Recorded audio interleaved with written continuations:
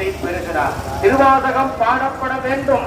ஆனால் திருவாசகம் எழுதப்படுவதற்கு யாருடைய கரங்கள் இருந்திருக்கிறது என்றால் சிதம்பரத்திலே அந்தனர் வேடத்திலே வந்திருந்து நீங்கள் சொல்லுங்கள், நான் பதிவு செய்து சொல்லுகிறேன், எழுதுகிறேன் என்று சொல்லி அந்த சொல்லிய பாட்டில் ஒளியுணர்ந்து சொல்லுக என்று பாடுகிறார். நாம் இந்த பாட்டையெல்லாம் அர்த்தத்தோடு தெரிந்து கொள்ள வேண்டும்.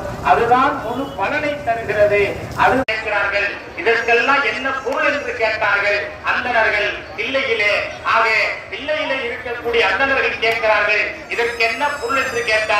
மாணிக்கவாசகர் சொல்லுகிறார், இதோ அம்பலத்தில் ஆடி கொண்டிருக்கிறாரே நடராஜமூர்த்தி, அவர்தான் இதற்கெல்லாம் பொருள் என்று சொல்லி மறைந்து விட்டார்கள். அப்படிப்பட்ட அந்த திருவாசகத்தை எவரொரு படிக்கிறார்களோ, எவரவர்கள் அதை தொழுகிறார்களோ, வாழ்க்கையிலே சொல்லப்பட்டிருக்கிறது, பிறவி பெருங்கடலை நீந்துவார் நீந்தார் இறைவனடி சேரார் அப்படிப்பாங்க, அடைந்து விடலாம் என்று திருவாசகம் சொல்லுகிறது. ஆகையால் பிறவி பெருங்கடலை நீந்துவார் நீந்தார் இறைவனடி சேரார் என்று சொல்வார்கள்.